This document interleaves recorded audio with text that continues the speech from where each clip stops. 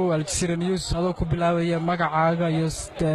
فكرك واحد كامل سنتهاي الشيخ. بسم الله مقعاق عبد الرزاق عمر محمود الشيخ وحن كامل سنة إنه الشيخ في عيني هاي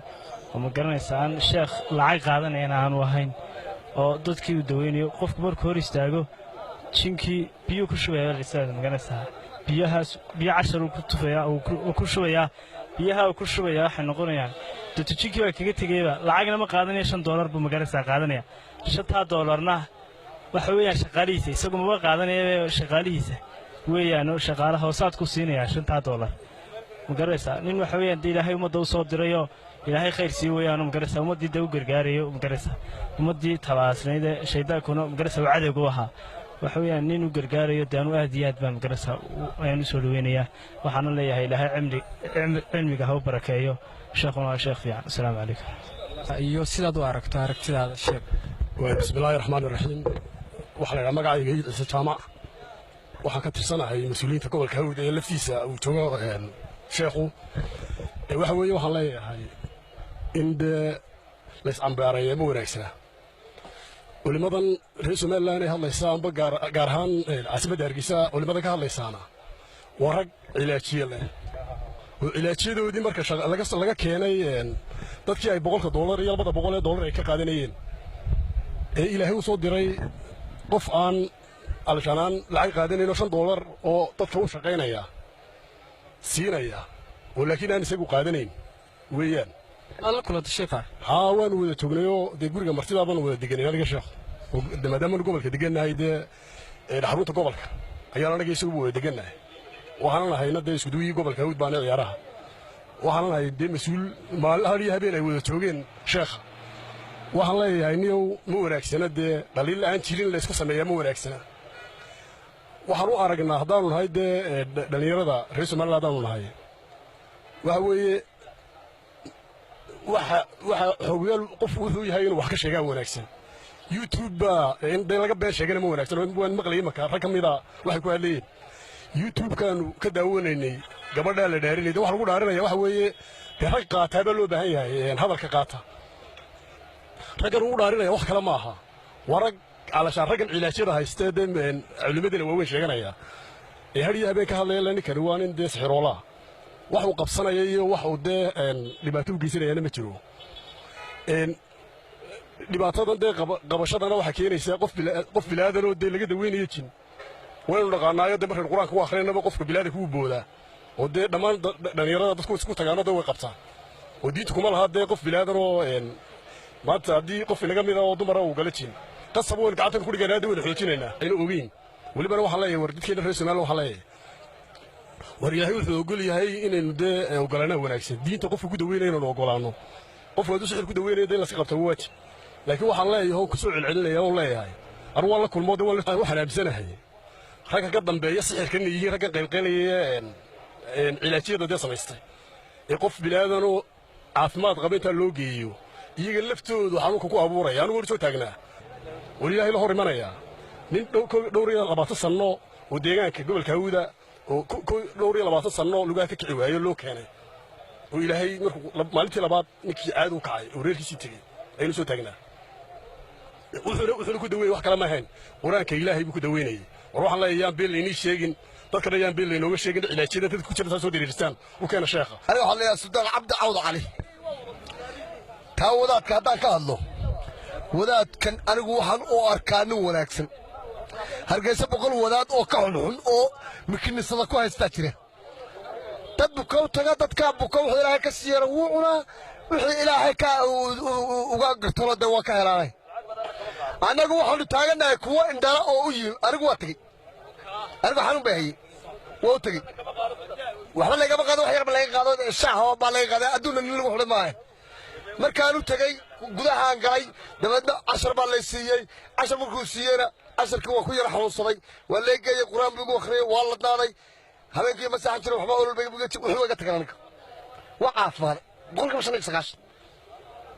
ilaa iyo caruurtayda aniga markii dambe kulbay galaan laba dagaalamo iyo reerkii wuxuu isku arbashada wuxuu maalintii ugu dambeysay ninkan waa ilaahay soo diray waliya boqol Hargeysa waa badweyn بدوين بقول كل وجهات ما كنت ركع الحين وأنا قاعد عندي بناك هاتوه ومقعد ما قلت لك بالقوة لو تقول سكفر تبى القوة لك إحنا يلاك كده تجي كسر قادنا يا لا أرجع سأقول لك عجيبات خيرات تدوس ودي كعبة وكده جواي راشق وأنا كده ويجي رجل شهادة أنا أقنع وشهادة بدل له وكتب يا رسول صدر استوكنا عند أربعة لك وط نكن هو حوله إذا كان هلا قبض الدنيا وأكو أرسل العقد وأكو هم أرسل وأكو تندوري نقول إنقلاب سوالان وكراس باب كوي كراس بدورية أنا magacaygu ku bilaabay Caaqil Umar Maxamuud Jibriil Bakayle waxaan halkan si fiican uga faahfaahinayaa sheekha iyo waxyaalo uu qabto anigu waxaan dadkii ugu tagay balgubadle waxaan eegayay markii uu horeysay inaan soo eego bal ujeedada hawshan waxaan wadada isku keenay sababta in Hargeysa awal bicilaashi ku yaaleen bal waxa sababay in waxaan qof ummadda isku tagaan kadibna waxaan arkay markii dambe inuu sheekhu uu dumarkana uu saaray gooni ragana gooni saaray xataa labadooda aan isku dhex jirin oo kaliya laba group kabacdi waxaan arkay inuu aakhir biyo soo qaadayo biyahaas uu baaldiyo ku shubayo baaldiyadaasna lagu akhriyo albaqra ila alhamd waliba la kaashanayo rabbul caalamiin ka ciise tacma yusfuka leeyahay rabbi raxmaan qofka bini aadamka ay jinkan soo raacay dadka inta badan dhacayna waxaan u arkay inay dumar u badnaayeen waliba jinkan waa aad u daawado waxa kamid ahaa xagad ka soo dhacday yahuud jinkayga yahuud baan ahay waxaan ka yimid reer hindiyaan ka yimid buuraha Himalaya ee hindiya ku yaalaan ka soo raacnay waan xaasidnay oo reer markii dambe waxaan u soo bedelay sixirkaasaan ugu adeegsanay hebel isagoo hebel lagu yiri u adeegsada isna waa aayadaha quraanka oo suurada Yuusuf suurada Imraan iyo ku jira suurada halata ka xadiis quraanka oo akhrinayda waxa taas waxaan umaleeyaa Ilaahay baa soo dejiyay quraanka warahmatu shifaa wal muuminiin quraankiisa ku yiri marka dadka waxaan ku sameeynaya sheekhan waxaan u arkaa dad dacaayad ilaahayna ka baqan baa dadka noocaasi dadkana islaamkaana Ilaahay baa soo diray islaamka oo isu keena oo yiraahdo isu soo shafeeya oo quraanka isku akhriya oo wixii yaqaan waxay u soo laakiin qolada cilaajada samaysatay dadku qaatiyaan bid ka taageen qof caadi oo aan waalayn baaba inta meesha ku xidhan qolada kale fursad u heshaa guriga giibstaan anigu Xaliima Axmed baa yiraahdaa aad baan ugu faraxsanahay sheekh waxaan maqlay inuu wax walba uu daaweeyo waa fiican aad u maasay wadankeena yimid aad iyo aad ma tagtaadiga halku joog ana wallahi waan rabay inaan tago laakiin bil buu joogayaa waa la yiri bishii markaan sanadka kale iska sugayaa hadda al yiraa bismillaahir rahmaanir rahiim magacaygu waa Khadar Maxamed Libaax fikirkan ka qaba sheekh waa fikir aad iyo aad u wanaagsan sheekhan dadku aad iyo aad bay ugu mahadnaqayaan sida runtii sheekhu waxa ku yara mucaarida dadkii magaranaysaa ku ganacsan jiray dadkan bukaanka ee jeelasha u samaystay magaranaysaa ilaashida iyo hadda badankeeda dadka ilaa waxba daweyna dadkaas aad moogtay ku mucaarida laakiin sheekhu waxaan u arkaa boqolkiiba boqol inuu wanaagsan yahay waayo dad badan oo caafimaadiyay baan xitaa anagu aragnay inaan walaal xitaa islaan u adgeys meeshooda hadii la hela barimaa saadmeed gees sheekhu gees marka aad iyo aad baan u hambaliyanayaa sheekh waxaan leeyahay ilaahay khayr badan ha siiyo sheekhu waxa ma sirxo sirku waxaad ka dareemaysaa xataa foomligiisa qofka dareemaysaa qofkan muuminimada waa ka muuqato tabliiq weelo dadkan qowmadan dadka diinta ugu yeedha had iyo jeer ayuu sheekhu ka soo jiraa waa tabliiqi dadkan culimada dadka diinta ugu yeedha waxa ma sirxaan waxa ku soo hanuuniyaanba waa diinta markaa sheekhu ummad dhan oo ilaahay u soo diray oo dulmana oo dhakhaatiir iyo niman doonayay aragoo qura ka iibsadaan oo doonay lacagta inay magaranaysaa adigoon dawada helin laga qaado intaas oo dollar ayaa wadanka haysto jirka iyo dhiigga dadka ka ganacsanaya bismillaahir rahmaanir rahiim magacaygu waa Ismaaciil Xasan Walaalo fikirka sheekhan aan ka aaminsanahay horta waxa weeye fikir aad fiican